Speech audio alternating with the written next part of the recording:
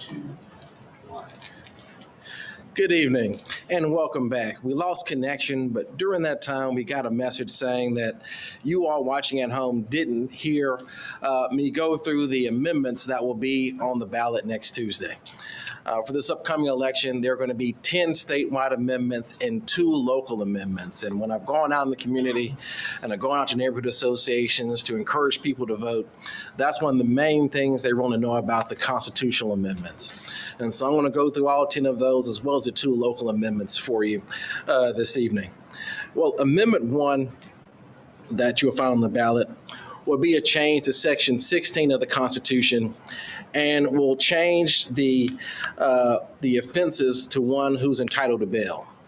And if Amendment 1 would add that those people who are charged with one of these crimes would not be eligible for bail, meaning that they would have to stay in jail until the date of trial.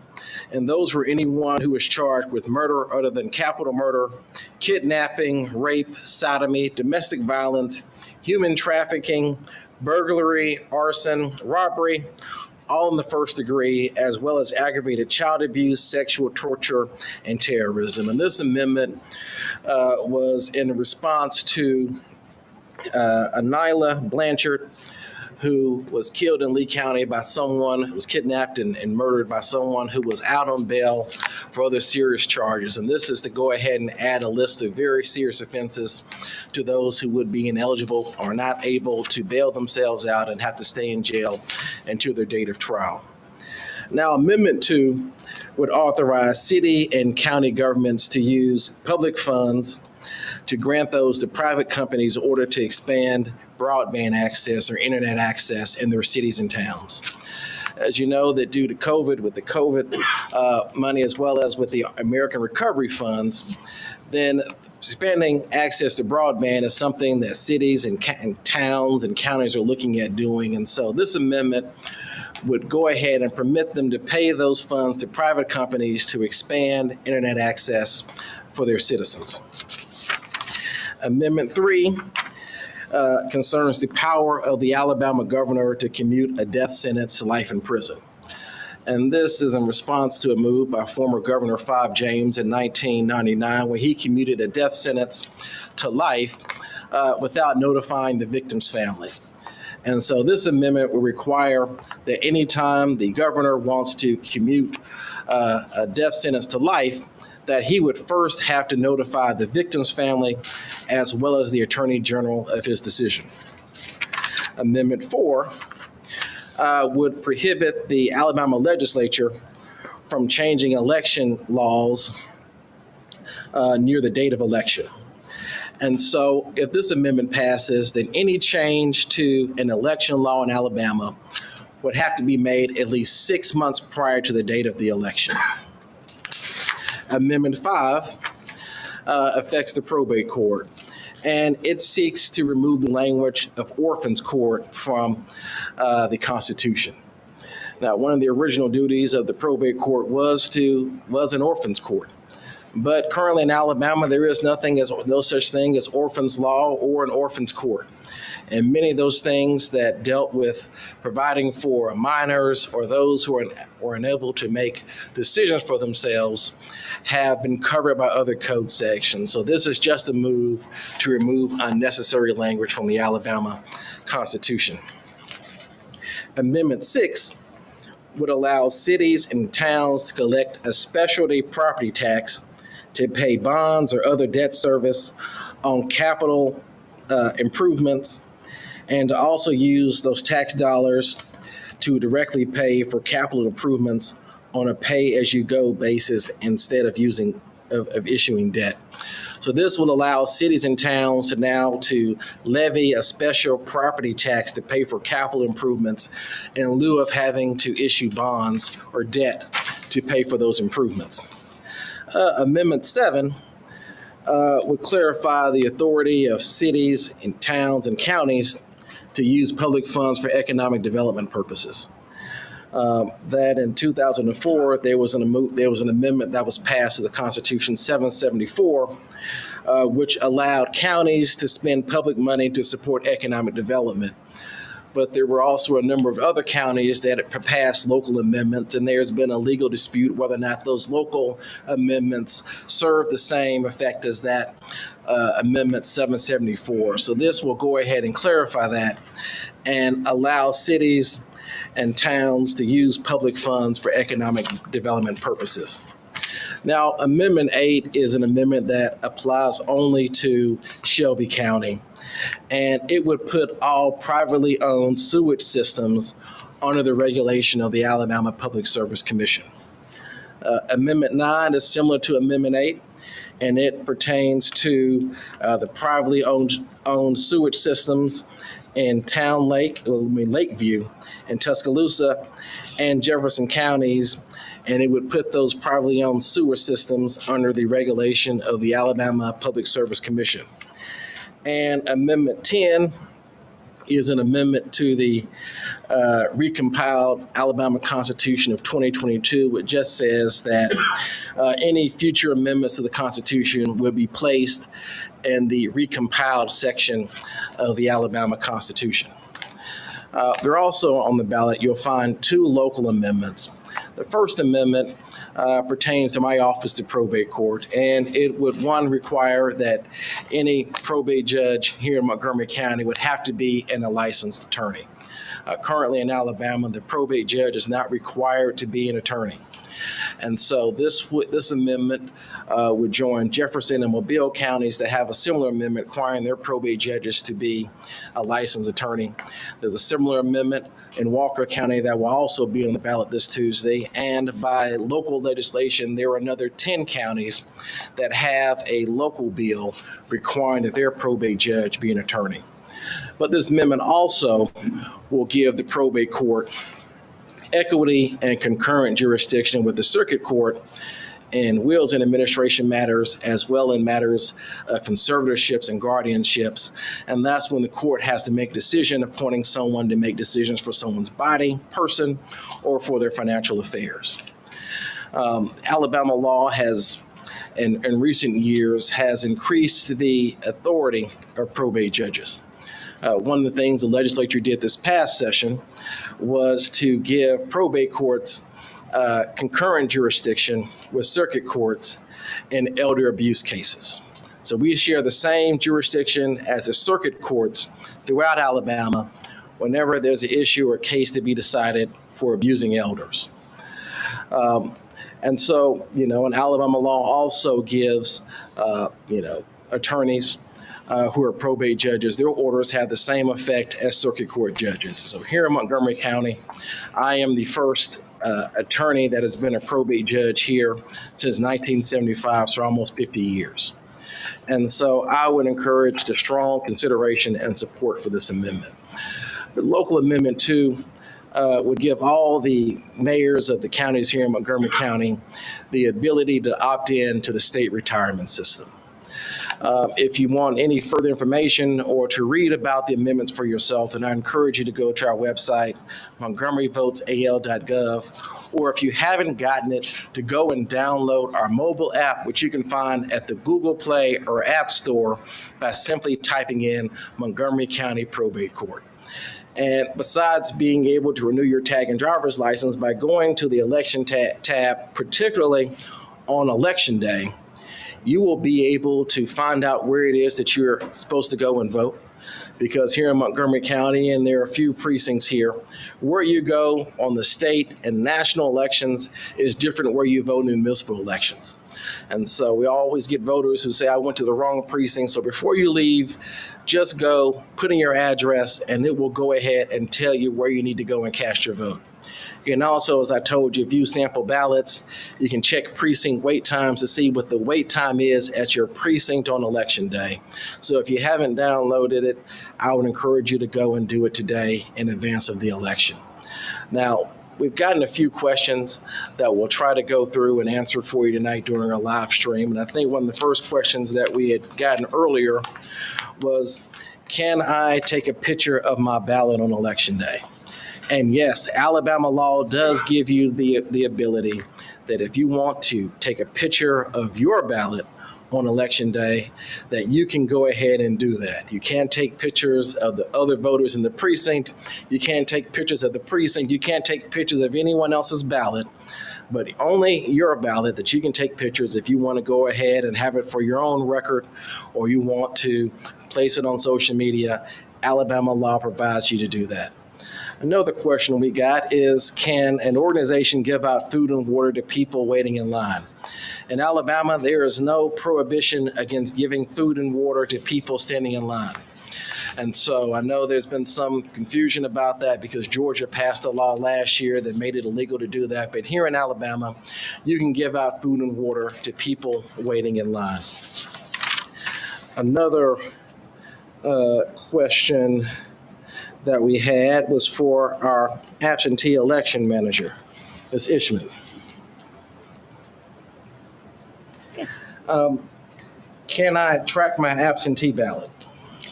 Yes, thank you for that question. So yes, you can track the status of your absentee ballot. You can go to myinfo.alabamavotes.gov and check the status of your absentee ballot. Once we receive your ballot in our office, we log that information into the system and you'll be able to see the status of your ballot. It will say accepted, which means that your absentee ballot will be counted. If you see suspended, it will give you a reason.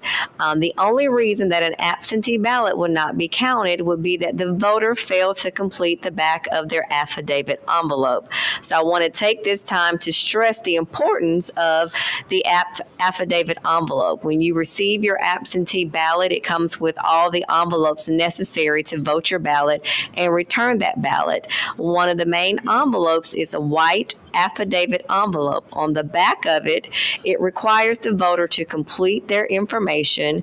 They must sign the affidavit envelope, print their name, and that affidavit envelope must be witnessed either by two people or one notary. The two witnesses can be anybody over the age of 18. It could be someone that's in the household with the voter. It could be a family member, a neighbor, a church member. As long as they're over the age of 18, the only other restriction is that it cannot be a candidate that's on the ballot that signs as the witness. And once you turn your ballot in, that ballot is placed in a safe and locked up until Election Day. Those ballots are turned over to the sheriff's office on Election Day, who deliver those ballots here to the election center. Once I have your ballot, if it's in suspended status, it cannot be cured. Currently, Alabama law does not allow the absentee election manager to notify a voter of any deficiencies with their ballot once it's returned. And as a companion to that, so what should a voter do if they have any concerns about they mail it in, not sure if it's been accepted or they see it's been rejected, and they still want to vote in this election? What should they do? So let's just say that you requested an absentee ballot, you mailed your application in and you haven't received your ballot, or you have received your ballot and maybe there's not enough time to put that ballot back in the mail to me, or you changed your mind and you don't want an absentee vote. You thought you were going to be out of town, but you're actually in town on Election Day. You can still go to your polling place.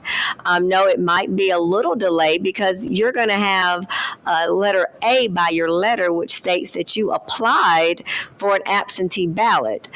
The polling officials will allow you to vote a provisional ballot at that time. So if you're unsure, if you go to myinfo.alabamavotes.gov, for instance, and you don't see any ballot status prior to the deadline of us receiving your ballot, please go to your polling place and vote a provisional ballot.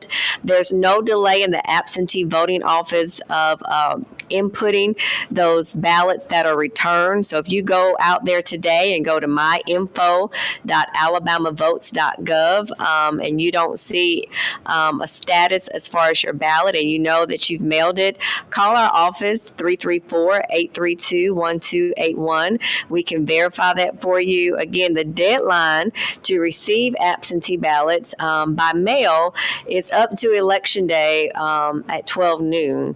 And so any ballots that we receive up until noon on Election Day will be counted and accepted if they meet all of the eligible requirements of the affidavit envelope. I think that's it. All right. One thing I wanted to touch on is discuss is when we've been out in the communities really trying to encourage people to vote on Tuesday, and we've gotten the question, are our elections safe? Will our votes really count? And that's something that I really want to assure you that here in Montgomery County that we work hard to protect the sanctity of the election, and we work to make sure that every ballot that is cast in here will be counted by us on Election Day. And then a companion to that we get, well, is any of the election equipment connected to the internet? By Alabama law, no election equipment, any equipment where voters will be casting a vote can be connected to the internet. Now, earlier this evening, you saw Alexander tell you about this express voting machine, which is really just a ballot marking device. And on this device, there is no modem, there is no internet connectivity to this machine, nor is there any connectivity to this tabulator that records that ballot and as well as those ballots that are cast on the paper ballot. And one thing that I want to tell you that here in Montgomery County that voters have two options to vote. That you can still, if you go to the polls on Election Day, you can go ahead and vote the same way you always have by casting that paper ballot and putting into this machine. But we also work to also give voters here in Montgomery County another option to follow what other states have done in regards to using this as primary voting machines, to have these available to those voters who want to go and try an electronic means. So you still have your two options. The paper ballot is not getting discarded, is not being phased out, that you will still be able to come and vote here by a paper ballot here in Montgomery County. But more importantly, when you talk about election integrity, the elections here in Alabama, according to Secretary Merrill, that we were rated one of the safest states here in the country with regards to elections. And so, we not only here in Montgomery County, but my fellow probate judges and the Secretary of State's office really work very hard to ensure the integrity of our elections. And so I think we have Ms. Stevens that had some questions that she received.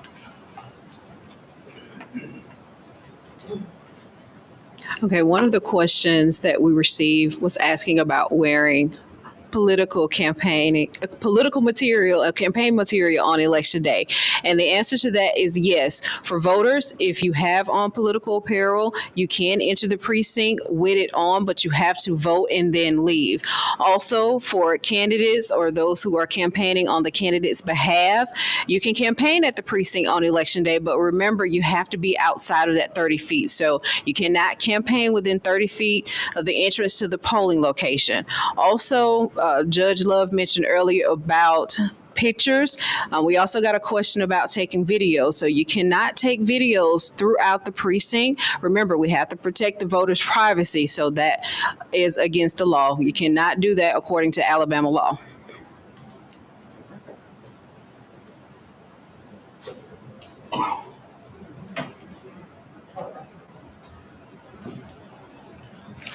We want to thank you all for tuning in with us tonight. And I want to give you some numbers that you can go ahead and have handy with you on Election Day, should you need them. If you have any questions on Election Day regarding polling precinct status or report a problem that you see at the precinct, please call the Election Center at 334-832-7744. If you go to the polls on Election Day and check in and there's a question regarding your voting status, your name's not on the poll or you are sent to another precinct, or I would encourage you to call the Board of Registrars. Their number is 334-832-1215. And if you want to vote absentee and have any questions about whether or not you can still vote absentee, or you have any other absentee-related questions, please call Ms. Ishman's office, the absentee election manager's office, at 334-832-1281. And we thank you for tuning in tonight. And you can still go to our website, montgomeryvotesal.gov, or use our mobile app to view our sample ballots, look at the polling precinct, go ahead and look at track the status of your absentee ballot, or on election day, find out what the wait time is at your polling precinct. So thank you for tuning in tonight, and see you at the polls next Tuesday. Thank you.